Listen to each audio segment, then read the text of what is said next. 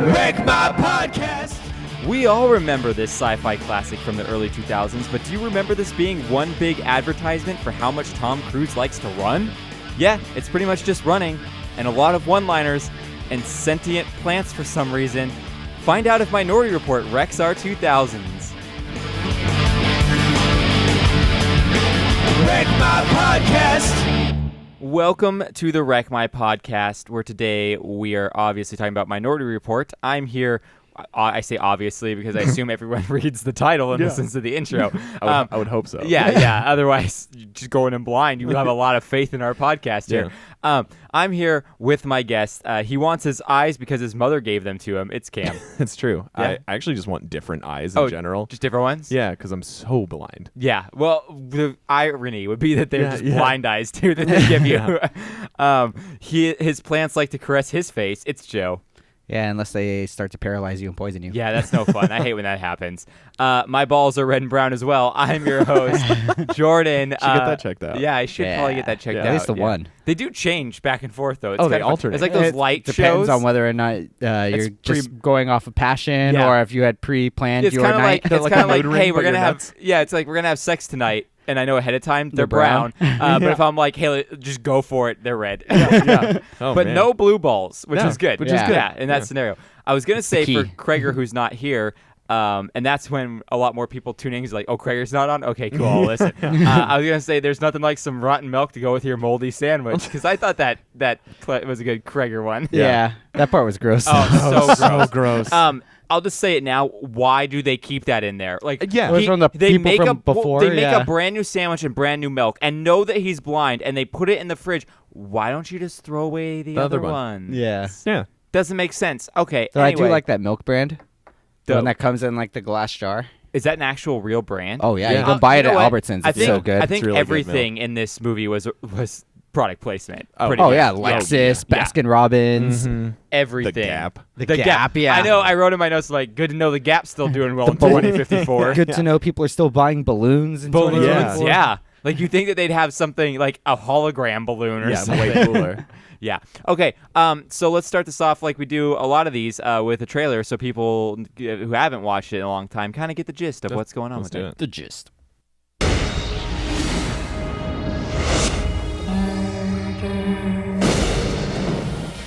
Okay, Jad, what's coming? Double homicide, one male, one female. Killer's male, white 40s. Set up a perimeter and tell them we're en route. I'm placing you under arrest for the future murder of Sarah Marks. Give the man his hat. The future can be seen.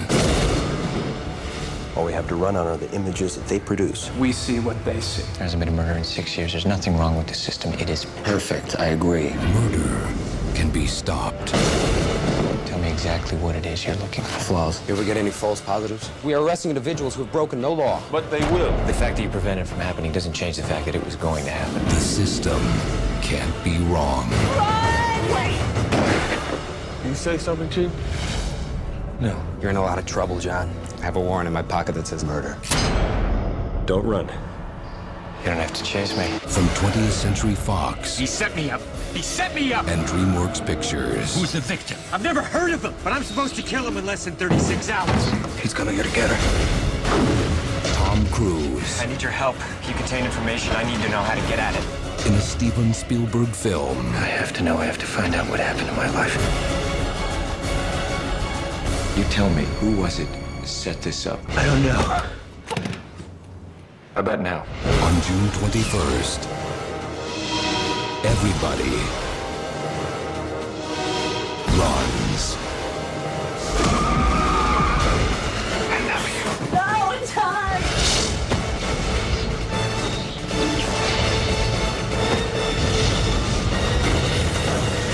Minority Report.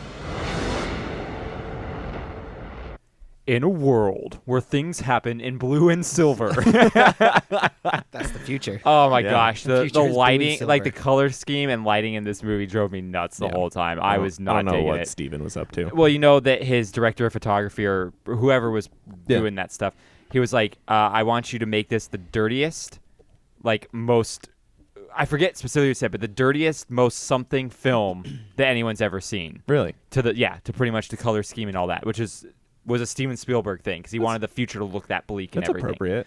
Yeah, but everything I'm also was like, washed out. Meh. Yeah. The other thing I hated Everything was too. vibrant. The other thing I hated too, it's supposed to be the future, right? And there's all this future tech and whatnot, and everyone watches these weird hologram projector things that look awful. Yeah, they look awful. terrible. I'm like, why are you watching a movie on your like wall that looks awful? You can't even tell what's going on. It was kind of like the Tupac and Coachella. Oh yeah. Yeah, but a little bit more realistic than what you've seen other holograms. It's not going to look like. But I'm saying why Wakanda and Black Panther. No, but I'm saying why do we need to have the hologram things? Like because looks holograms awful. are cool. But Jordan. it doesn't look as good as just watching a good high definition screen. Yeah. But it's the future. Okay. It's holograms. Yeah. Okay, because the future. If you can't put your hand through it and it goes, then what's the point in the future? I know. Does it make that noise? Because then is it really the future or is it just today? I think it's just today. Present day. Okay, so this movie came out June 21st, 2002. Looks like it. It has a 91% critic score on Rotten Tomato. 91% critic score. And an 80% audience. Do you think 91 is just attached because Steven Spielberg's name's on it? 100%. Because I was going to say there are so many plot holes. You know what the problem I'd give is, it an too? 80. You know what the problem is, too? Is that they gave these scores when they saw it in 2002, and there's no updated Rotten Tomato scores of them going, wow, yeah, in hindsight, actually, there are a lot of problems with that movie. It was innovative for the time, but as now, almost 20 years later, it's kind of hokey. Yeah. It was futuristic Mission Impossible. Yeah. Pretty much. Yeah. Which is funny because he was filming Mission Impossible, I think, either right before or right after this. Right before this. Yeah. So it had a $102 million budget. It made $358 million worldwide, 132 of that in the U.S., and had a $35.6 million opening weekend. Wow. Yeah. So not like any of the numbers we're used to today, but pretty solid for just a movie. Spielberg, Tom Cruise, everyone's going. Oh, of course. Yeah. Summertime. Yeah. Everyone's got to going. do it. As we said, directed by Steven Spielberg, which I'd actually forgotten he directed this until we started watching end. it. Yeah, well, yeah. no, when we watched it, I was like, oh, that's right. Because I think it either said at the beginning or when I put the movie on Amazon Prime, it had like the director there when I was about to put it on. I was like, oh, that's right. Steven Spielberg. I totally forgot about that. It's based off of the 1956 thriller novel by Philip K. Dick of the same name.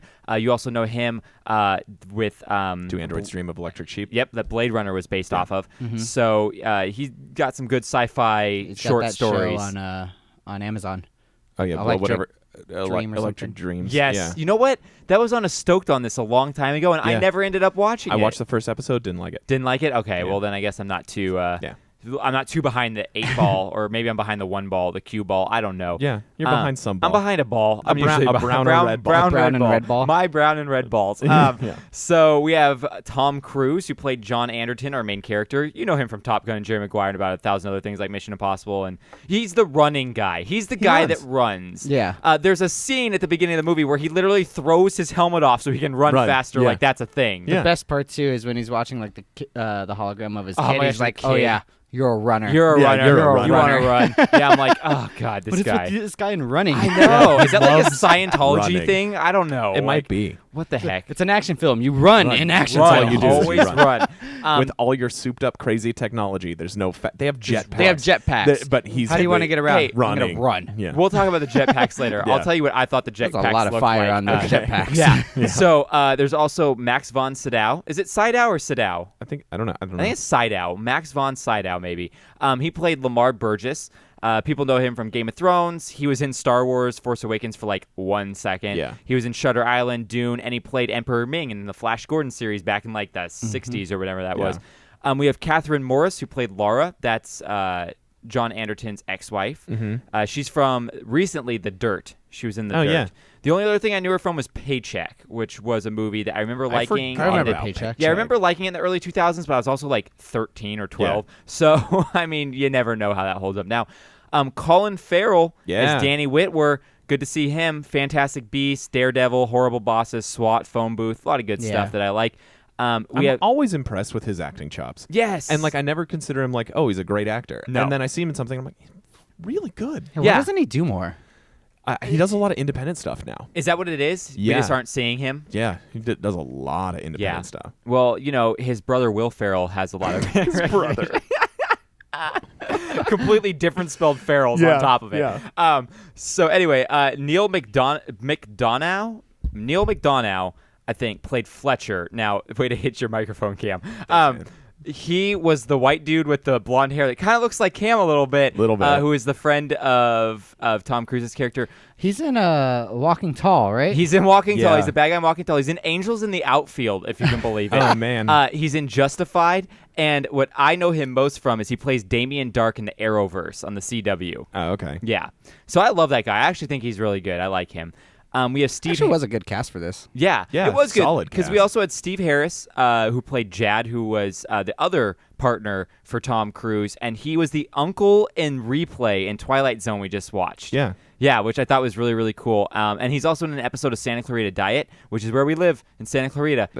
None of us are on diets, but hey, that's what we do. We do eat brains out here, though. I haven't eaten breakfast or lunch yet. Does that count as a diet? You're on the poor man's diet. You're on the sleep diet. That's what you're on. Yeah, I slept all day. We have Samantha Morton, who played Agatha. She apparently was on The Walking Dead this year. I don't know. I haven't watched The Walking Dead in a while. I haven't watched it since like the episode they left the farm, like the season. Oh man, so you're way earlier than I. But I guess she played someone named Alpha, which I think is the Whisperers, if I'm not mistaken, in the comics. Alpha is the girl. So she plays a character in that. I don't know. She's also in John Carter. Nice. That gem. That movie's incredible. I like John Carter. I never saw it. I just know it didn't do very well. It did not. That tagline for that one should be "Everybody jumps." Everybody jumps. That's good. So Daniel London, he played Wally the caretaker. I wanted to mention him because he was in Rent and Patch Adams. But the cool thing is, did you know there was a Minority Report TV show for one season? No. Yeah, it had Wilmer Valderrama. Yeah, he was in it. And this guy, Daniel London, is the only person to reprise his role in the Minority Report. Is he the guy that was in like the wheelchair? No, he's the guy who took care of the milk bath people. Oh, the precogs. Okay, yeah. So he was the only one to reprise his role. Milk bath. Yeah, people. I'll mention milk bath in here a lot of times. Yeah. So he was there. We have Peter Stormare as Dr. Solomon, the guy who replaced the eyes. Fargo. Love him in Fargo. Yeah. He was in The Blacklist. He played Berlin in season 1. He's in Pain and Gain, 22 Jump Street, and Armageddon. Yeah. Nice. That movie. That's one on here we should watch, definitely. The movie's actually pretty solid still. I remember watching it not that long ago and still liking it. So Paul Thomas Anderson. Mm-hmm. You know him because he's a director. PTA. Directed There Will Be Blood, Boogie Nights, and a bunch of other crap. He was a passenger on the train. No way. Yeah, quick cameo. He was in there. That's awesome. You want to know who else was a passenger on the bus? Cameron Diaz. Really? Blink and you'll miss it cameo. What? She's on the bus. Yeah, that's right. That's kind of cool. Yeah. Something down on this movie. And then finally, John Williams did the music. Yeah.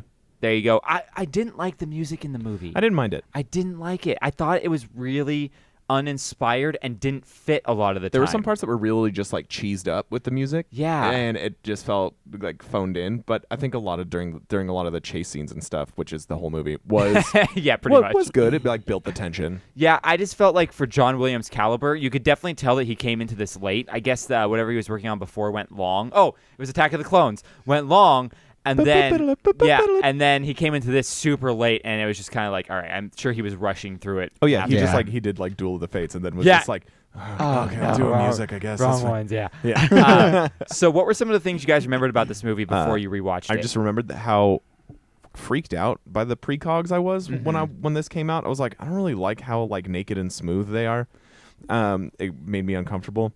And then I just remembered some good stabbing scene in the beginning. That's all I remember. Oh, with the scissors? Yep. Which is funny because then I watched Us last night. Oh, nice. So, scissors all around this weekend. I have that. I've been wanting to watch it. Dude, watch it. I was just telling him, it's like one of the greatest movies I've seen in a while. I'm going to watch it with Clara on Monday. We rented it last night at Redbox on the way home from dinner, and it was unbelievable. Nice. Okay, Joe, what did you remember about this movie? I remember really liking this movie. I remember thinking it was a good movie. I remember the little robot spider guys. Yes, that was one thing I remember too. I remember that. And then I remember the whole pool scene for some strange reason.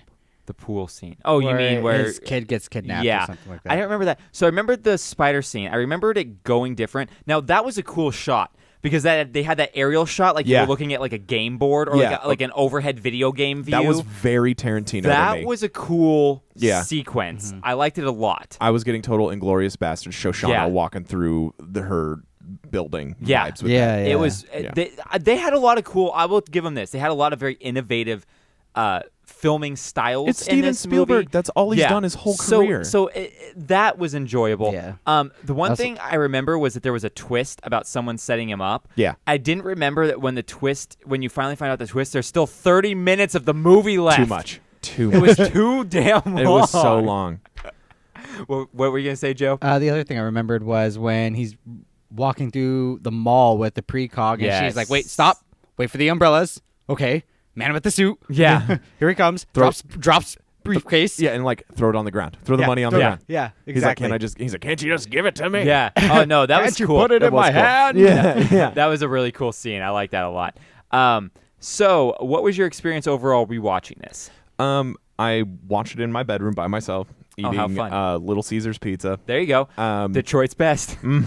Detroit's finest. And I was like, this is pretty good. Caught myself on my phone a lot. Yes. Which I don't really usually do dual screen watching. Yeah. I prefer not to. And there were some times where I was just like, I don't really need to watch this. But that's why I'd give it an 80%. Yeah. Joe, what was your experience on this? I thought it wasn't as good as I remembered it to be. Me Thought too. it had some good entertainment value. I mean, most action movies do. Yeah. A lot of plot holes. And we'll talk about a lot of the things where I'm like, why didn't they just do it this way? you know? So I watched it with Kate, and she had never seen it before. But afterwards, I was like, "Did you like it?" And Yeah. I was like, "It wasn't as good as I Has remembered Kate it." ever And seen I was any like, movies? I swear, it's like Kate's never seen anything we watched. I felt like I hyped it up. I was like, "This movie's so good." I remember loving it. I watched it. I was like, "Okay, not as good as I remembered." Yeah. When you told us Minority Report, I was we were pumped. all stoked. Yeah. And I'll tell you this, I was on my phone the whole time, but I'm always on my phone because I'm having to take notes and write everything down. But this was one of the few where Madison said, "Hey, I want to watch it with you." And about 30 minutes in, I looked over, and she was just on her phone the rest of the time. Yep. Didn't even really look over at the thing. So she was excited to rewatch it and got real bored real fast, too.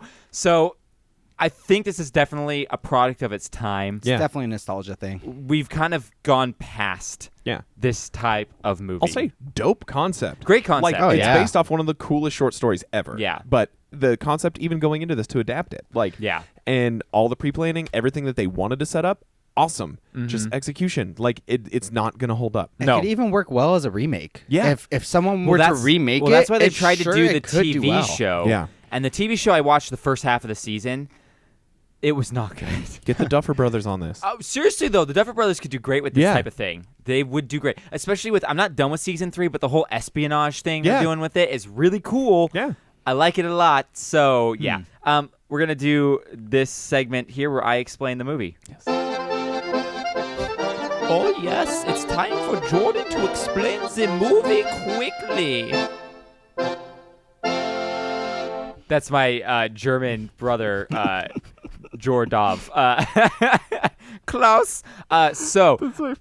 This is me explaining the movie, which went on the 2 pages here. So I have to do this. Sick. A man running from the law, literally, tries to determine if he has free will or if he is walking... Let me start over with that. Yeah, start over. A man running from the law tries to determine if he has free will or if he is walking a predestined path. Well, he would be running a predestined path because this guy loves to run, and also his dead kid is running in college in the afterlife after making love to a beautiful woman or something. Was I the only one creeped out by the precog was talking about seeing his dead son having sex? Well, I guess you would have weird social behaviors if you lived your whole life in a milk bath, too. That's the movie. That is the movie. Do you remember that weird sequence? Yeah, that was It's like, so I bizarre. see him making love In college. and to a beautiful woman. And I'm like, Don't tell that to his parents. And didn't she say, too, like, he was in hell or something? I was very confused if the kid was still alive or not. Yeah. They never really told you. No. Because maybe he could. You would assume at this point he's not alive. Right. And also, the ending was so. We'll talk about the ending at the end of we do it. Let's get into the next segment, which is our plot breakdown. Let's get ready to break it down.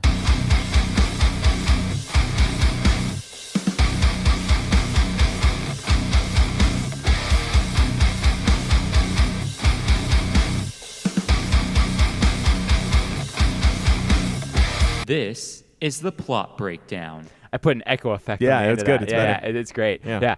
Okay, so let's talk about this plot Okay. and all the holes. This thing is like Swiss cheese. It really is. It's terrible. Almost as bad as that Shoot joke me, I I'm made. Swiss cheese. Swiss cheese man. All right, so we start off with a weird vision by the Milky Bath people. Nice. Our first scene introduces Tom Cruise as John Anderton and his friends, and they are part of the pre-crime division, which uses the Milky Bath people to see murders before they happen so they can stop them and arrest the would-be murderers.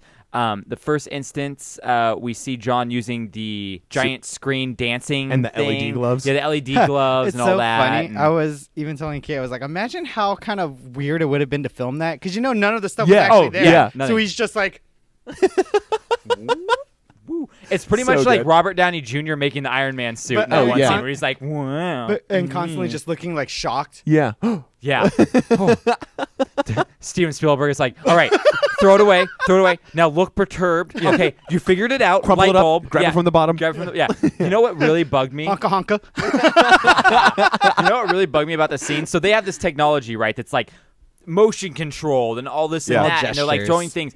But there's a screen behind him, a screen in front of him. When they need to get information from the screen behind him to the screen in front of him, they have to take a physical tablet, and put it in, pull it out, then put it in. I'm like, where's the cloud? Yeah, where's the cloud? Why isn't it just like connected? Like, come on. That was the dumbest thing ever. I was like, you could tell that none of this stuff was even in development at the time. Like now we have like tablets and stuff, and it's like motion controls on our video games and everything. It's like we know how it works, but then I'm just like, that seems like a problem in the process here that by 2054 they probably would have figured out. I would hope so. Yeah. So we find out John also has a drug problem and still hasn't gotten over the loss of his son being stolen 6 years ago. What was it called? Neuroin? Like brain heroin? Yeah. It was just really weird. Heroin? Yeah, pretty much. And then they take it in like it's like an inhaler. And I love that ball deflates. It goes like It's great. That's a cool design for like a future drug. Yeah. And so this is what fueled John's decision to be in pre-crime, is because he didn't want any stuff like this to happen. Although they don't stop kidnappings, they only stop murders. So it doesn't really relate. They can't stop rape. They can't stop kidnapping. They can only They can't even stop suicide. Murders. Nope. They can't stop anything but murders. Which I'm like, okay. I guess that's cool to stop something. Yeah. Especially since now we've had 2 mass shootings in the past 3 in the past week or whatever. It's like ridiculous that it's so bad. Okay. So there is voting going on about the legality of pre-crime and whether the government is going to take it over or it's going to stay in the private division. Right. Which seems weird that it's in the private division. I don't necessarily think that a private company would have the jurisdiction to put people in jail. Not even just in jail, in like this catatonic state. Yeah, like a weird homeostasis. Yeah, like stacked on top of each other in pillars. So I thought that was kind of odd. But then again, it's the whole idea of like in Blade Runner or Alien, where it's like the future is all run by corporations and stuff like that. So I get it. They're going for that. We also meet Colin Farrell's character, who's Danny. He's the guy who's from the government to check up on pre-crime. So since they're trying to make it go national. Exactly. So he's got to kind of look into everything. Figure out how it works, see if there are any flaws, like all that kind and auditor. That's what he says. He's an auditor. And that's what he says. The only flaw is the human. He's like, the system is perfect. The humans are the flaw. But the precogs are human. True. But the precogs are kind of like in a self-induced coma. Yeah, they're almost so like they don't in a have vegetative any state. They don't have any free will or decision making. So which is another issue, though. He means it's kind of the people who are in charge of doing things. And they don't get into it as much in the movie as they do in the book, but the book has a lot of checks and balances to make it so that no one can take advantage of it. Good. The movie has a little bit where he talks to those 2 random people, and that's about it. Yeah. But That's it's still the not exposition enough. conversation. Yeah. It's still not enough. It's like, though. let's gloss over this so people just buy it. Yeah, exactly. So we also find out that eyes are the way that everyone's identified. Right. That, with a retinal scan. Yeah, with a retinal scan, which is funny. I'll say it now. I was going to say it in fun facts, but did you notice that when the scanner happened, it's the same sound effect that when you plug your iPhone in? It's that same. So Apple stole that sound effect years later. Really? Yeah, that boom, boom, or whatever, where like you plug it in, it's like that, dum. Like it's when they scanned, it made that same noise. Yeah, after it does the scanner sound where it's like after it gets it. Yeah. Interesting. Yeah, it's really, really cool. John starts looking into some inconsistencies, and then the next thing that happens is he is the next murderer. Dun, dun, dun. Yeah. So now the rest of the movie is pretty much him freaking out and running and trying to investigate why the precogs saw him murdering someone he didn't even know. Yeah. And it's about a 36-hour time period. Yeah. that he has to figure this out. Right. Colin Farrell chases after him to arrest him, and that's pretty much the gist of a lot of the middle of the movie is them cat and mouse Nothing game. like an action movie with a ticking clock fallacy. Am I Yeah. right? Like, Yeah. That's the only tension is that there is time. Well, also, my biggest thing was, like, when he went to the girl who raised the precogs and was talking to her with the plants and everything, I was like, why doesn't he just stay at her house for the next 36 hours and prove that he isn't a murderer by not going and trying to find the man that he's supposed to murder and just staying away from everything? Because it's the whole double-edged sword. By doing that, he proves pre-crime doesn't work. Yeah, but also, then he's already having doubts. So if he's going to prove to himself that, one, he's innocent, two, that pre-crime doesn't work, he's already kind of going down that path. He's already thinking, oh man, pre-crime isn't working. Like, it just predicted me, and it's someone I don't even know. And it's the whole thing. It's like, well, it's the self-fulfilling prophecy. It's like if you would have just sat in one spot and not done anything, you would have proved your innocence. And that's kind of what they say throughout the movie as well. Now that you know, you have the choice. Yeah. So it's like, choose not to go run headfirst into a truck. Right. Yeah. Like, come on. So anyway, that bugged me. We have a pretty hokey chase scene with the jetpacks. Now, this jetpack chase scene, you want to know what it reminded me of? Remember in Santa Claus, the elves? When they're going and they're like kind of flopping all over the place and it's not real good. That's what it looked like. It looked like a bunch of people hanging on strings, which is probably what it was. It also reminded me of Jingle All the Way with the Turbo Man. Oh, my God, Turbo Man. Yes, so bad. Like, the jetpacks shouldn't look real. It shouldn't be how a real person would be floating in a jetpack. Yeah. I did not like that scene I also one bit. did not like the very large exposed fire flames that are shooting out the back all of them. the time. That are going to just like burn the crap out of your legs and we body. can't burn the crap out of that car. Yeah. We can't even have drones right now, and you think that in 40 years from now or 30 years from now, they're going to allow people with open flame jetpacks to going everywhere? Yeah, no way. I don't think so. I'm not buying it. So we have there's also the scene in the car warehouse where the cars are being built.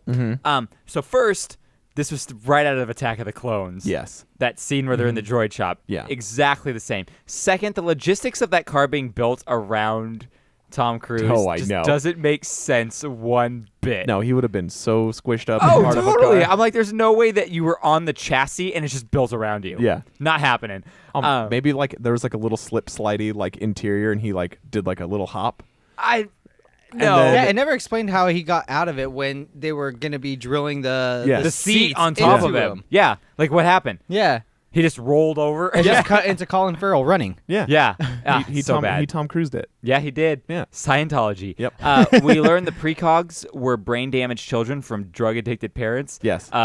So do drugs. Do drugs because your kids will be able to predict the future. Yeah. And then we also learned the Minority Report is when the precogs don't agree on how something happened. Right. And then they kind of just get rid of it, though, because it's like an anomaly. It's like a corrupted file. Yeah. Mm-hmm. So John decides that instead of just sitting this out and proving his innocence, to go running back into pre-crime and steal one of the precogs. Yeah. So he goes to get black market eyes, so he's not identified. Yes. Some Asian dude. The what? It was some Asian dude. Yeah, he got some Asian dude. Oh, I know, yeah. Mr. Like Nakamura. Yeah, which is funny.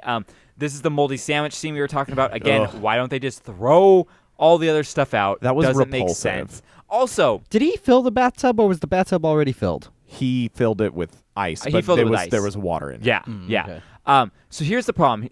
We also get the spider robot things we were talking about that go through. They're kind of cool. They're cool. Here's my problem, though.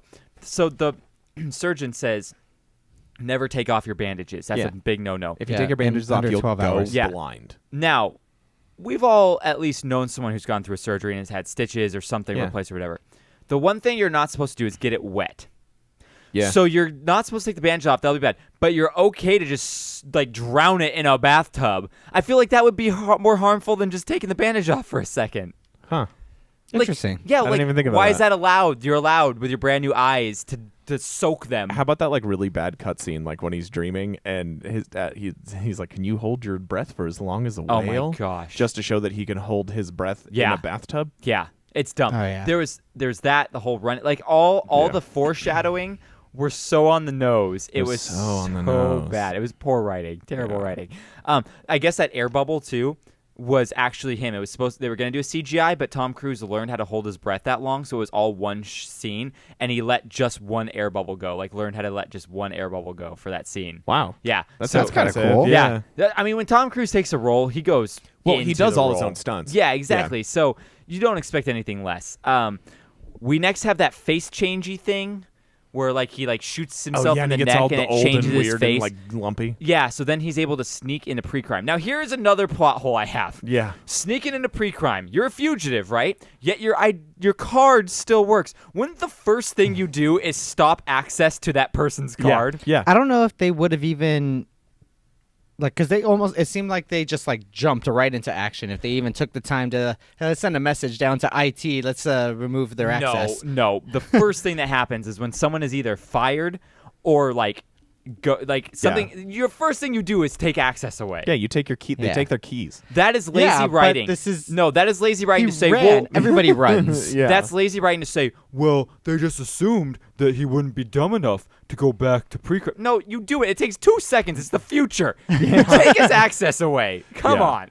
Yeah, it's dumb. That's fair. But also, let's just say that he still had that ability. No one saw his lumpy face and was like, "Yo, that looks kind of like that guy." That looks just like him with a lumpy face. What did they think he was? Was he supposed to be like a janitor or something, just walking through? I think so. Yeah, I don't know. Like, why did no one stop this guy? You're like, you look weird. Who's that guy we've never seen? Yeah. Right?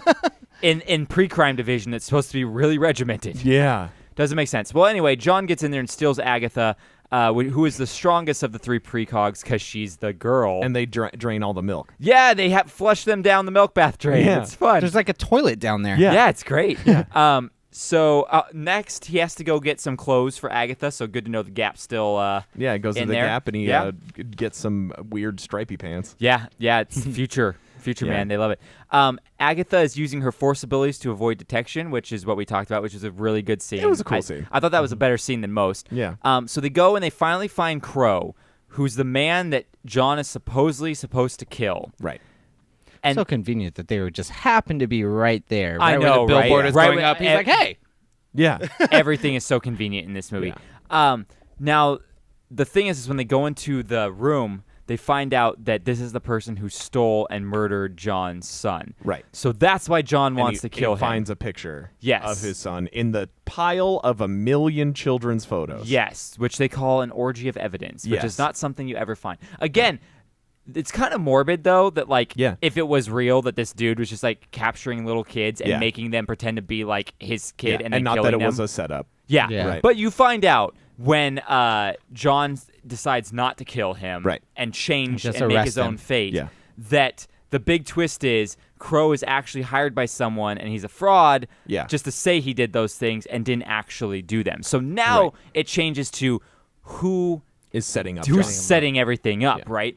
Now, Danny goes in and realizes, okay, this is a setup because obviously this is a ton of evidence and this never happens. Right. This is not real. So Danny comes up with this idea that someone is trying to hide something, and he tells Lamar. Now, Lamar is the character, Max von Sydow's character, who is pretty much the guy who created pre-crime, and he tells him, this is what I'm thinking, and Lamar shoots him. Yeah. Because Lamar is the guy who's setting everything up to hide his own murder he did a long time ago. Because it's what Tom Cruise's character was looking into in the very Exactly. beginning. Yes. So all of this has been a setup that Lamar has done to try and protect himself and keep looking into pre-crime in his grasp. Right, where he deleted and recreated the Minority Report Exactly. that came from the the arguing precogs. So The echoes. John now takes Agatha out to his ex-wife Laura's house in like the rural area, the cottage out there, and finds out that Lamar is the one who killed Anne Lively, who was Agatha's mother, and the whole thing's a cover-up. Yeah.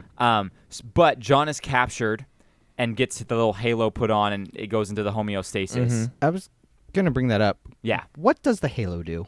I assume it just puts you into like a Matrix type scenario. That's what I was thinking. Is that you're just like in a fake life, and then you're just stuck in that tube. Yeah, because the guy did say they're busy. Like they're just they're always working constantly and doing stuff, now being like in kind of a like it's kind of like That doesn't sound so bad. well, it's kind of like the cyber brothel that they went to. It's that kind of place like was that, but pretty like cute. not fun, like the bad version of that. Yeah. Anyway, so Agatha's returned back to pre-crime. John is captured.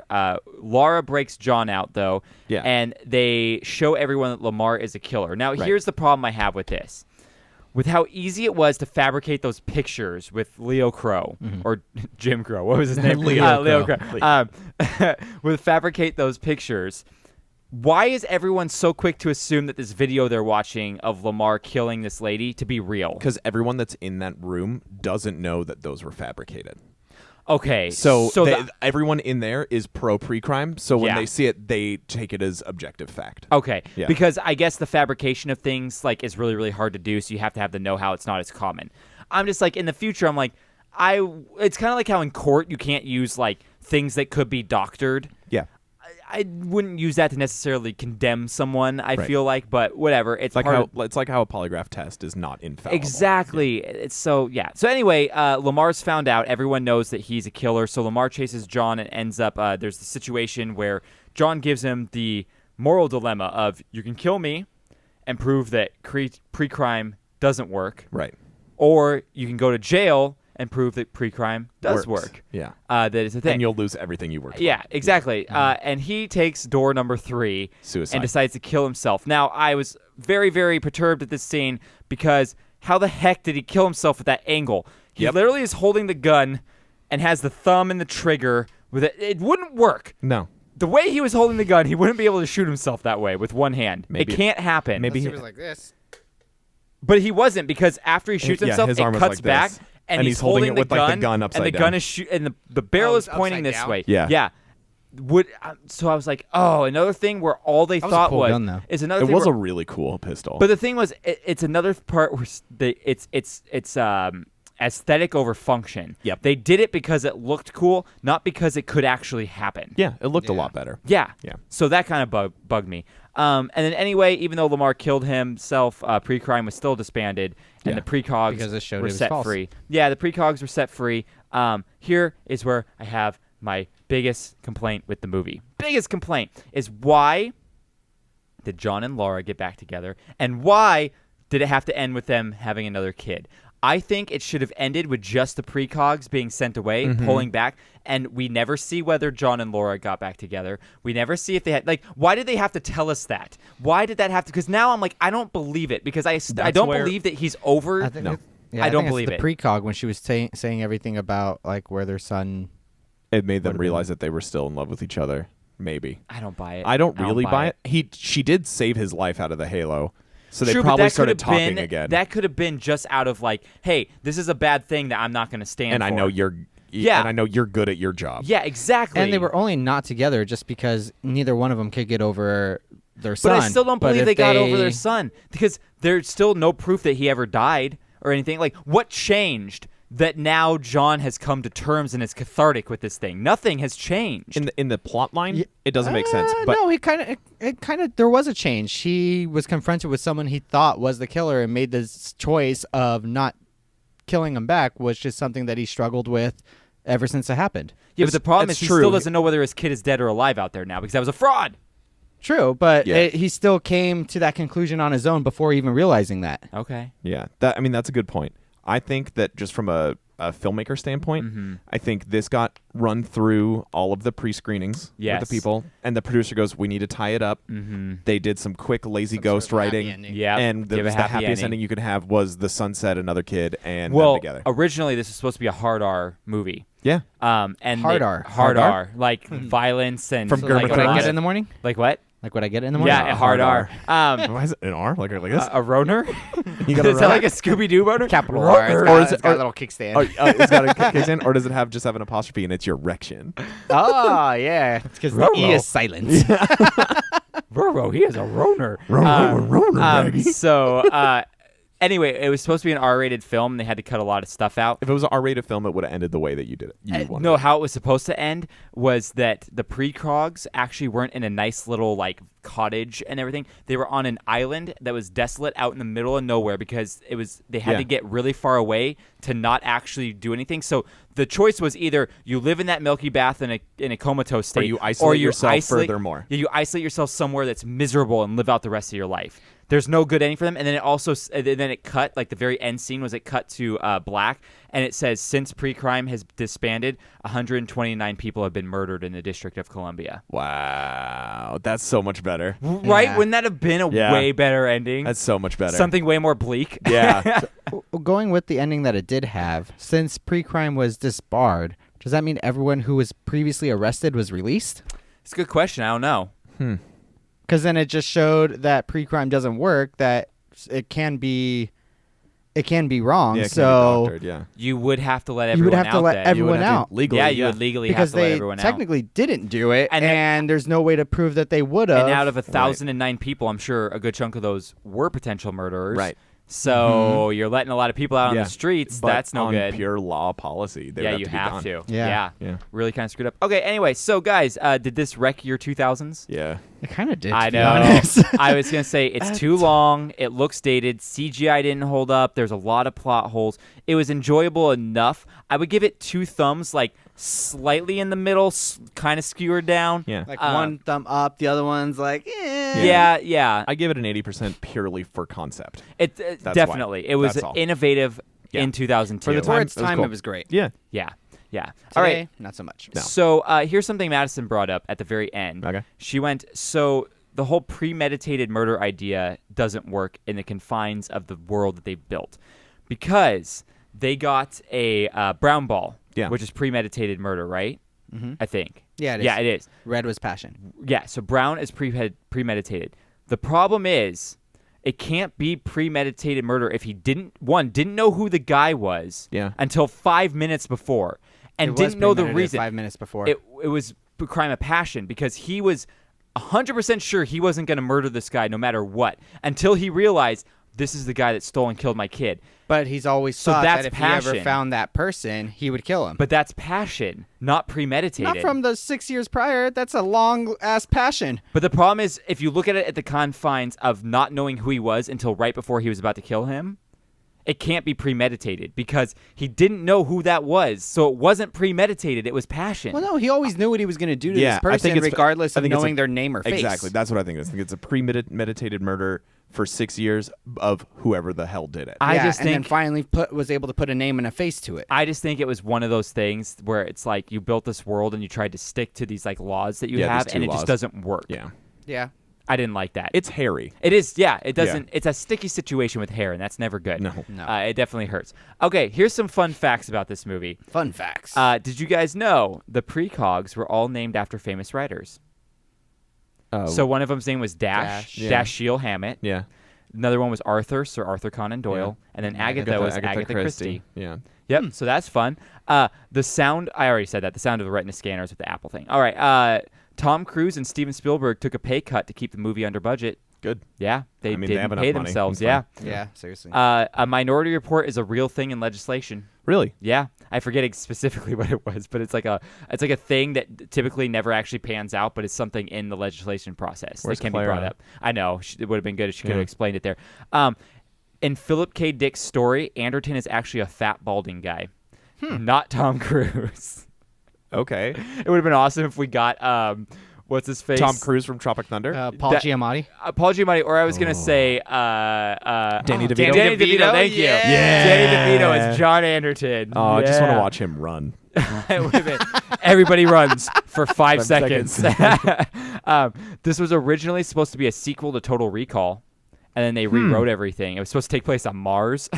Weird. Yeah. With Arnold? Yeah, with Arnold. Weird. Yeah. Can't you really say all of Tom Cruise's movies kind of can be seen as in the same universe somewhere? They're all like exactly the same for the most part. Yeah. Tom Cruise wasn't in Total Recall. No, it's just the No. it's just the So same I'm just blueprint. saying, like, all of his movies like can similar possibly to be that. in the same universe. Yeah, kind of. Which was funny because Colin Farrell's in this, and then Colin Farrell was in the Total Recall reboot. Yeah. Then later.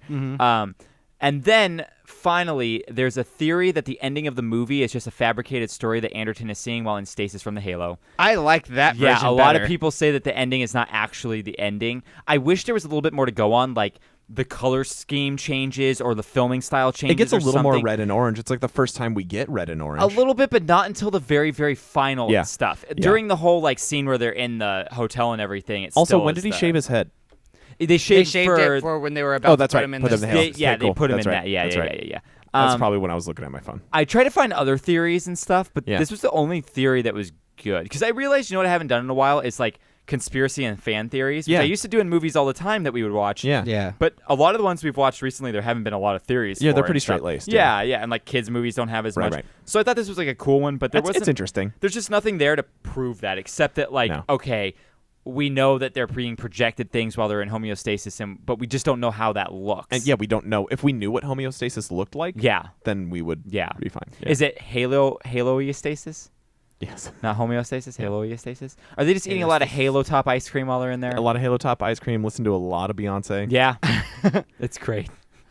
Anyway, that's the movie. That's Minority Report. That's the movie. That's the movie. Again, I'm just going to cut down these plugs and say, hey, we have a bunch of stuff down in the show notes. Go check that out if you want to find us on any socials or how to support us financially, such as Patreon or our Redbubble store or our Amazon link. Those are all down there. I do want to shout out Ben from Petrified Gumbo Music for making our intro song. Thank you to him. You can go to petrifiedgumbomusic.com if you want a composition made for yourself. We have episodes come out every Wednesday like this. I think next week we're going to do Rocco's Modern Life Static Cling. Yeah. Because that comes out Just on comes Joe's birthday on the Yeah. 9th. So that'll be a lot of fun to watch that and do it.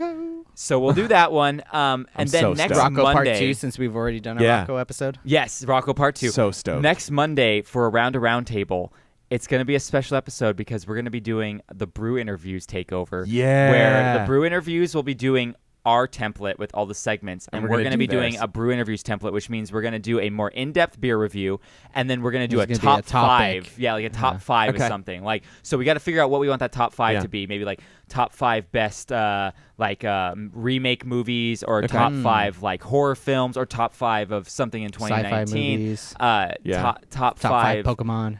Oh, top Oh, 5 we could do a top 5 Pokemon. Top 5 banana hammocks, nice. anything like Nice, that. nice. Yeah. Would be good. That's so hard for me to pick. Yeah, I know. I have like 50 of them. I have 50 banana hammocks. yeah, for every type of banana. I have a really weird plantain. pair of wolf underwear that are like way too small for me, but when you put your junk in it, it makes like the wolf's nose like your bulge. That's They're funny. so funny. That's funny. I would want to get an elephant. Yeah. Ha, that's funny. What animal doesn't have a nose? What animal doesn't? Voldemort. Yeah. I would just get Voldemort underwear. It would be Yeah. identical. the anteater. He's one crazy animal. Yeah. Okay. And thank you guys for being here and watching this movie. And finally, thank you to our listeners. I love getting wrecked with you. Yeah. Yeah. Bye. I love you. I like and I love you all. Bye, I'm Krager. Wreck My Podcast.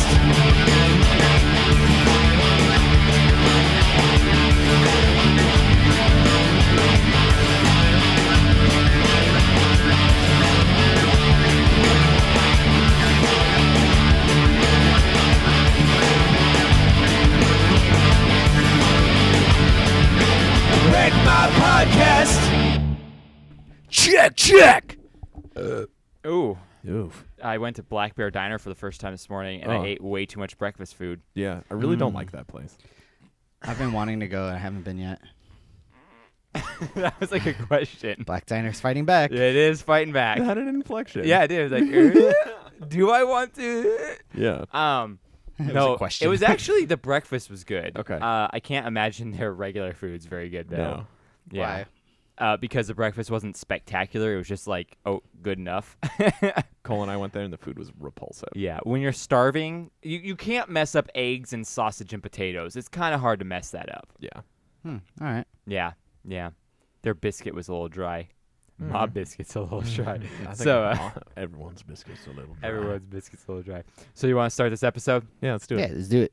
Wreck My Podcast.